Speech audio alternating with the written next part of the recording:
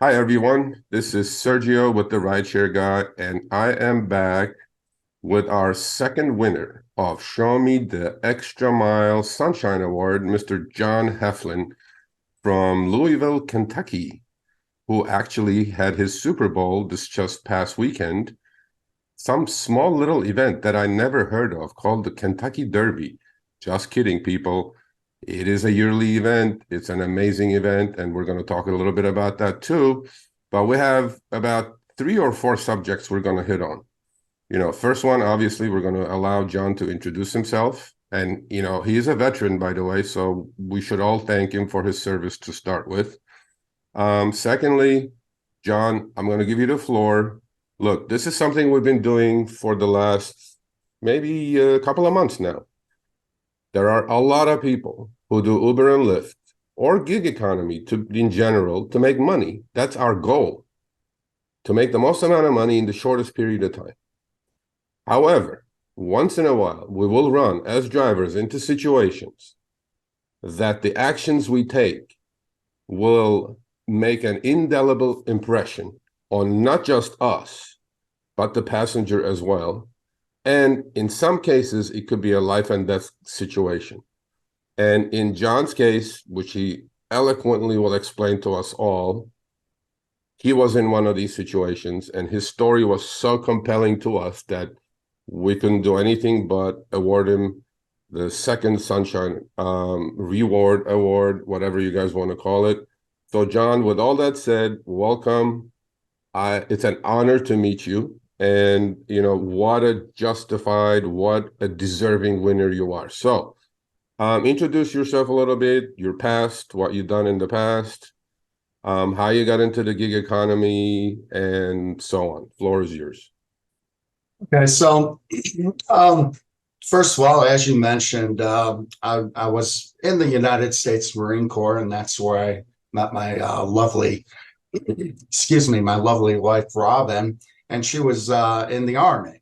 So, due to that, we have traveled extensively. And so I've always tried to have jobs that I could transfer from one location to another.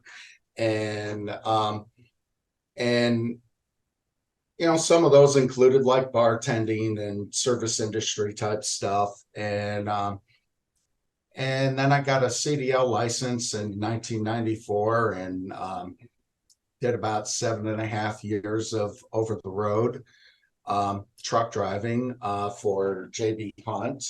And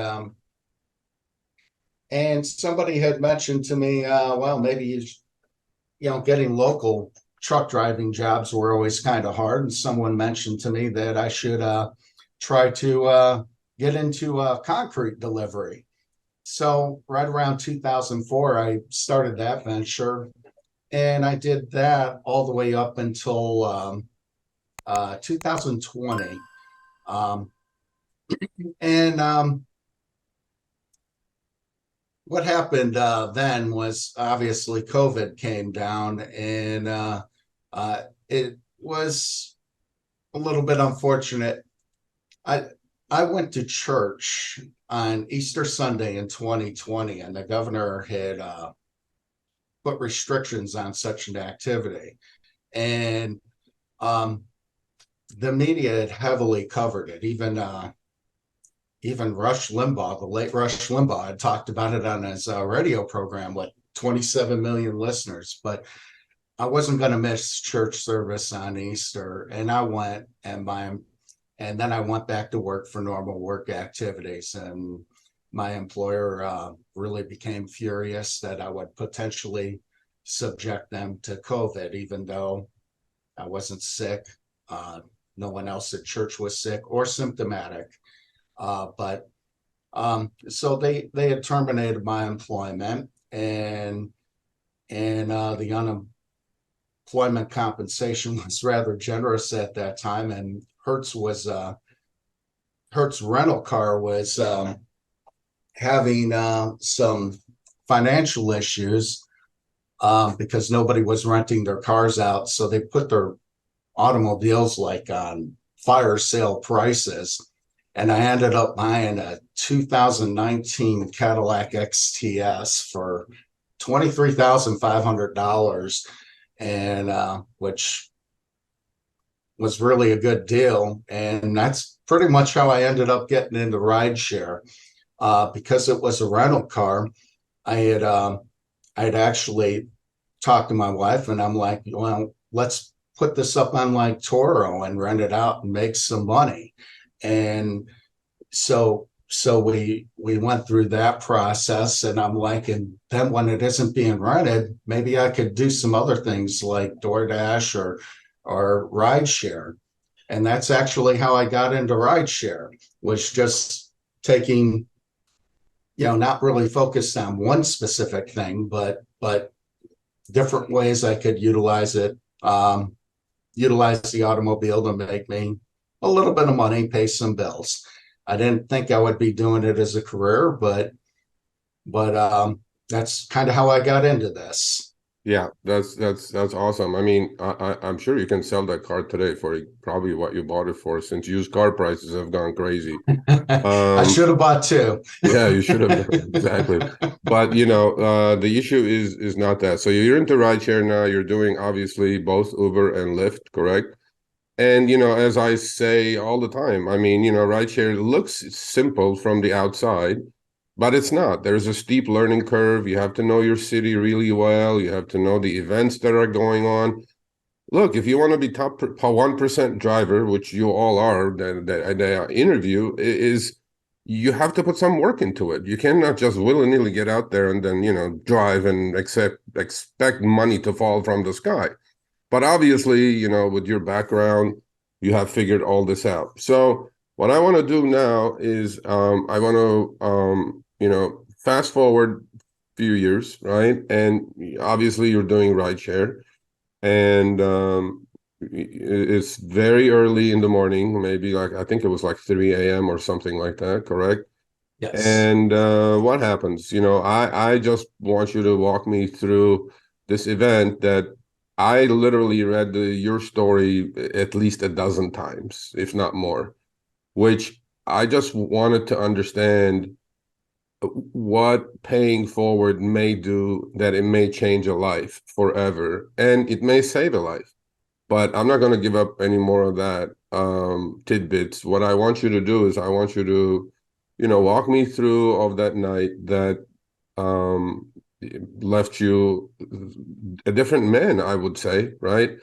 And It did affect not me, that, look, not yes. that you haven't been through battles. Obviously, being a Marine, you did your share of that, but this was a different kind of battle for you, and I want you to talk about that now.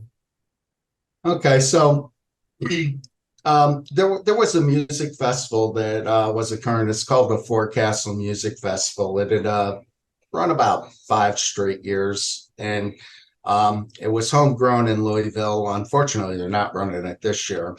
Hopefully, it will be back the following year. But anyway, so it was really busy, and I had started a little bit earlier in the day. So I was tired. I was ready to go home, and I was actually on my way home. And a lot of Uber drivers, you're going to leave that app open in case something incredible comes along, or something that, in my case, was heading in the direction where I lived.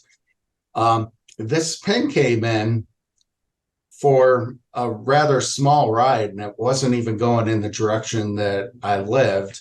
I wasn't going to take it, but at the last possible second, I hit the accept button, or hit it to accept it. And it was relatively close to my location, but I went over there and went to this bar to pick up the riders. And I was met by you have to understand, this is a very congested area. So, a lot of people out and about. So I met with the person who booked the ride, the account holder first. And um, he had tried to tell me really quickly that, that the couple that was with them was bickering a little bit, but they showed up right away. So I didn't get too much information on that, but I didn't think much about it because it's probably only about a 3.5, maybe a 4 mile ride. And everybody gets in.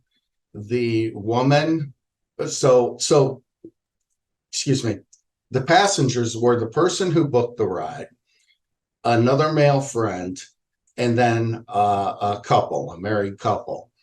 And the woman sat up front in the passenger seat, and the three guys were in the back, and the husband was behind his wife. Everything started out great on the ride. I had some music on. They asked me to turn it up and then play another song. And, everything was going good, even jovial, perhaps. And then maybe about 4 minutes into this ride, this husband, he just starts launching into this verbal attack on his wife, saying really denigrating and demeaning things towards her, just, insulting things.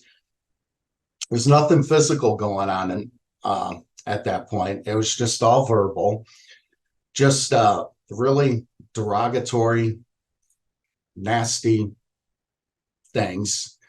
And she's largely just taking this. She isn't responding back to him at all. At first, I mean, in the Marine Corps, if you ain't being insulted, then you're not somebody's friend. So I wasn't entirely sure at this point if this is just how the couple was, but in any regards, she isn't saying anything back, and then at that point, the account holder is trying to calm this person down, and I don't remember what his name is, so I'll just refer to him as Guy. But the account holder's trying to calm the guy down just a little bit. And that guy says something, and I don't recall what it was he said, but he said something to her, and she snapped back. Well, you didn't feel that way. You didn't feel that way about me when you choked me out this afternoon.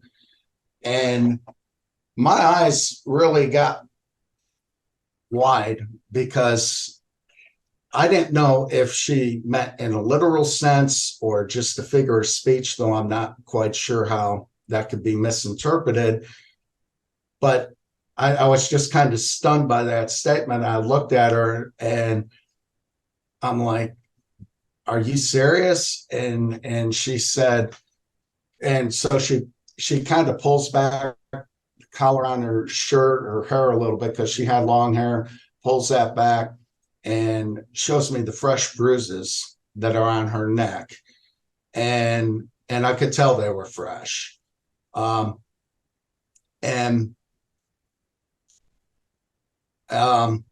that point, Guy is getting a little bit steamed in the back because she had done that. And the account holder and the friend they're kind of, I mean, they weren't attacking the woman, but they were kind of, they were just urging her not to involve me because I'm a stranger. I don't know what the relationship of them, whether they were family or cousins or whatever, but they were kind of urging her not to involve me in this stuff. Or excuse me, not to involve her, having her tell me in this stuff. And so Guy's getting a little bit steamed in the back, and his verbal attacks are starting to grow sharper, more directed, more intense. And this woman, and I don't want to say her first name, but this woman, she responded by then pulling out her phone and started showing me pictures of all the times that he had beaten her, all the bruises and the cuts and the gashes. And some of them were really nasty. I was driving; I couldn't look at them a long time, but you didn't need to. You could clearly see the damage that had happened. And then she also took the opportunity at that time to tell me that she was keeping them in a protected file on her phone in case anything had ever happened to her. And so Guy responds by saying, if you think that was bad, wait till we get back to the hotel, because I'm going to kick the crap out of you. Wow. And so now this is a direct threat.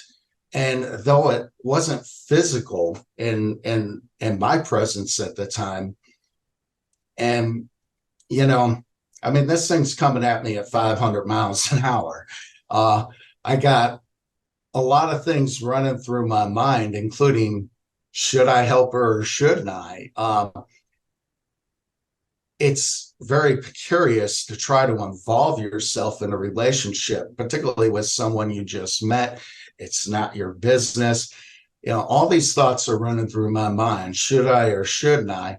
But now this is a direct threat, and we're getting really close to the limitations where action must be taken. And I asked a question from her, and I thought it was a good question. I certainly, I didn't mean no harm by it, but I just asked her if she was okay. And with tears in her eyes, she looks at me and she's like, "What do you think?" And I just realized that wasn't a good question to ask, so that I immediately recovered. And then I asked her, "Do you need help?" And she said yes. And of course, all this has taken place within earshot of her husband, and he hears this, and he's just livid in the back seat. Now, I wasn't entirely alone in this, because I did have the account holder and his friend that were at least assisting. So I wasn't entirely alone, but I started running through my mind, okay, how am I going to handle this? What should I do? And, and I gave some thoughts. I knew where a local police station was, but we were almost back to the hotel too. And this hotel in Louisville is, I guess I could say the name of the hotel, but the hotel was the Galt House Hotel. It's a 4-star hotel. I mean, this is a very nice hotel. It's one of the nicest in the city. And so the Galt House is very well lit public area. They also have their own on-site security, and I knew that. And I just thought this was the closest place to where we were at the time, and we were almost there. I thought I'd much rather deal with this at the Galt House. And so we arrived. Before we arrived there, I looked at and I told her, when we get back, do not exit when we get to the hotel, do not exit my car. Do not leave my vehicle. I will take you wherever you want to go, but do not leave my car. And she said, okay. And of course, Guy heard this, and he's pretty livid in the back seat. But we get back to the hotel, and this really took about 5, maybe 7 minutes to unfold. Okay, because the account holder and the friend are trying to calm him down, trying to help, but somewhere around 4 to 6 minutes after arriving at the hotel, they just they just got tired of it. And so they left. They both left. And now guy's sitting in the back seat. The woman's in the front seat, and she doesn't want to get out of the he doesn't want to get out of the car because she hasn't left. And so they were going back and forth a little bit. And I finally said, look, the ride's over. You're on private property. You are now trespassing. You need to exit my vehicle immediately. And guy looks at me, and I'm just going to say it verbatim. Excuse the language, but I'm going to say it verbatim. But he looks at me, and he just goes, dude, she's not going to fuck you. And that was his response to this. You know, in other words, he sees me as a rival, not, you know, I mean, I guess serial abusers, you know, they look at any incident that their others may have with somebody, and they see them as potential rivals. But anyway, so after he responds with that, it's time to call the police. I'm done with this. I pick up the phone to do so, but he says, I'm getting out. And he does. In a way, he gets out. Both feet are outside the car. He's standing, but he's standing in the crease of the doorway. He's got the door open, but he's standing there. I think he had tried the front door, but it was locked. But he's standing there in the doorway. He's launching these insults, and I noticed that undone her seatbelt, and I thought for a moment she may be getting out of the car, but all of a sudden, guy then just lunges at her through the back seat, and the Cadillac kind of got a tall headrest, so he couldn't really get too far in. And this is a big guy; he's not a small guy. He lifted weights, and good physical condition, but he lunged towards her, and she quickly spins around. Her back goes against the dash of my car, and at that point, I didn't know what else to do. I just threw it in drive and took off, and we left them there. Now the Galt House, they got these speed bumps, and I took off and hit that speed bump a little bit hard, but I took off, and I drove a couple of blocks before I pulled over because my back door was still open, and got out, went, shut the back door, and I sat down into back in the car, and I'm like, okay, where can I take you to be safe? And she did have a sister that lived in Bardstown, Kentucky, but she didn't have a great relationship with her sister. So there was a little bit of debate between that. But she said, yeah, let's go to my sister's house. And I'm like, good, let's go. And for those of you who are unfamiliar, Louisville and Bardstown, it's about 40 miles, roughly 40 miles away from Louisville. So I drove her all the way down to Bardstown, dropped her off, and then had to drive all the way back to Louisville. Right. So you know, I mean, I can't hear you, obviously, Sergio. it's a horrific story for her. Sergio, I can't hear you. Um, you should be good. Okay, I can hear you now. Okay.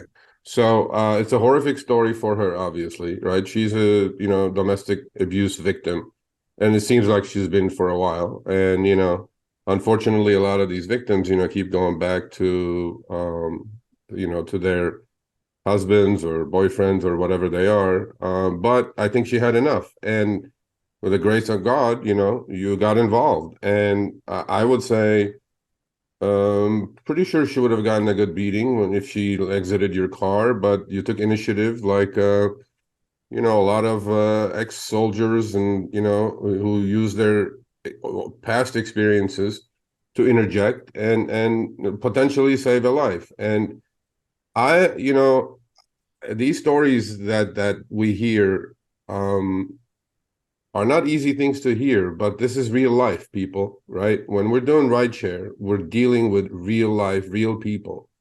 And all these companies who kind of look at us as numbers, should listen to people like John or Nathaniel last week. To us, these are heroes, right? And these companies are absolutely blessed and lucky to have people like John on the platforms. Now, what I want to do is, we have about 5, 6 minutes left, right? So you drove her to her sister's house. This is 4 in the morning. You dead mile, and obviously you did not charge her anything. You dead mile back 40 miles, and now you're full of adrenaline, and obviously, this leaves an impression on you. And we are so thrilled and glad that you shared the story with us. And this is going to be on YouTube. People will have different opinions of whatever you did. It was right or wrong. But to us, it was the absolute right thing to do. And, I want to change the mood a little bit because, not everything is bad. And there are good things that are happening. One of the things I want to touch upon about 5 minutes or so. You sent me something that caught my eye as why you are so successful as a driver in your city. I'm going to call you ambassador of your city because, I want to actually, if you have the pamphlet with you, I I want you do. to show it to our audience.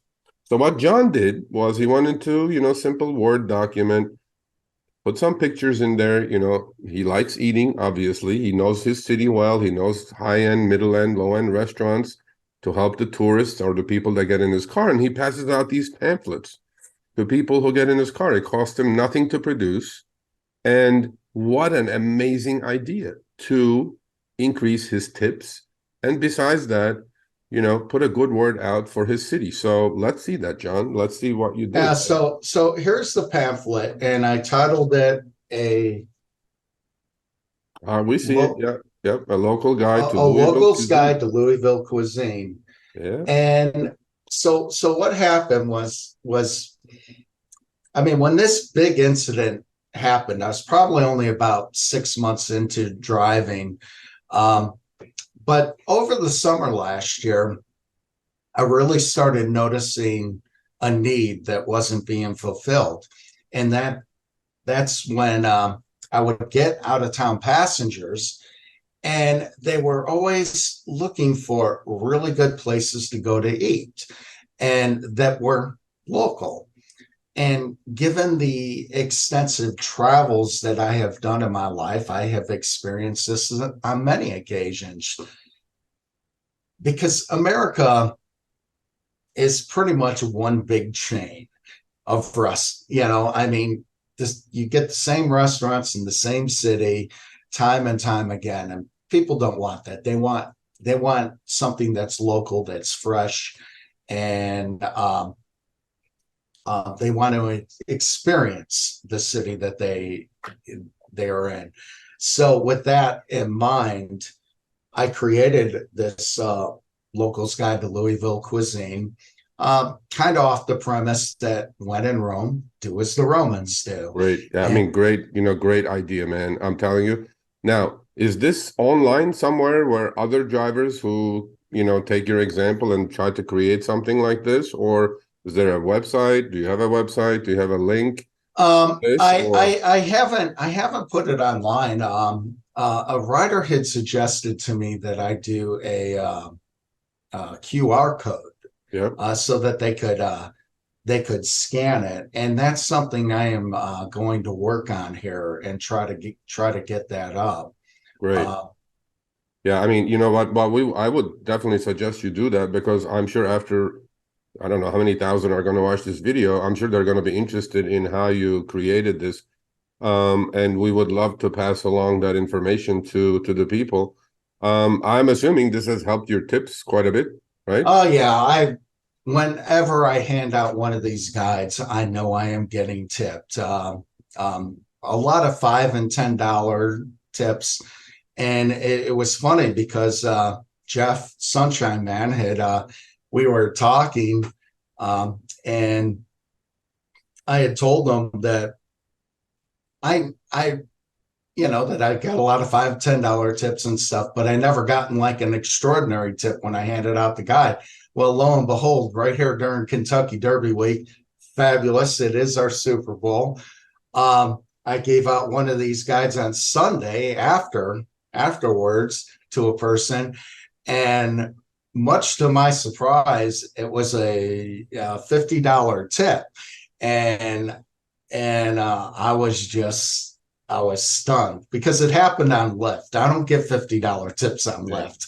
Yeah. No, but I mean, you didn't do it just to get tips. It's a great business idea to start with, right? And Yes. you're helping again, just like you saved this poor woman's life potentially. Now you're paying it forward by, introducing your city to strangers who may be tourists or who may be visiting for business. And what better way than being an ambassador to your city, right? So, what I'm going to do is, to everybody that's watching this, I have a copy of it. I love it, and I will gladly pass it along to you people so you can, you know, get the idea and create one for your own city. So, John, we have like a minute left. Okay, and we're always short on time on these interviews. I wish I could talk to you forever. Give me 1 minute of what your advice is to other drivers who may be put into situations like you've been put into, and in general, what's your advice to drivers who drive every day and pay it forward like you did? Well, if you're going to do rideshare, it's a real carrot and stick type game. And you have to understand that. You have to know your numbers. You just cannot get out in a car and drive and collect. You have to know your numbers. And I don't always engage with my riders because sometimes people, even myself, just don't feel like talking. But I guarantee you, if you engage with your riders a little bit and they feel like talking, and that will very much increase your chances of getting tips and increase your money. But you must know your numbers. Get a spreadsheet. You have to know what your costs are, and you have to know what your expenses are, and and you have to know how to play the game a little bit. And Yeah, if you could I do I those three things, you could make a living. I couldn't agree with you more. So, with that said, we're going to end this, but you're our hero. I mean, to save potentially a life, but you're a perfect example what, you know, an ex-Marine turn into a hero is to all of us. And we thank you for doing this. Much appreciated, and definitely we will be keeping in touch as long as we do this. So thanks again. The second winner of our Show Me the Extra Mile Sunshine Award, John Heflin. Thank you, John. Thank you.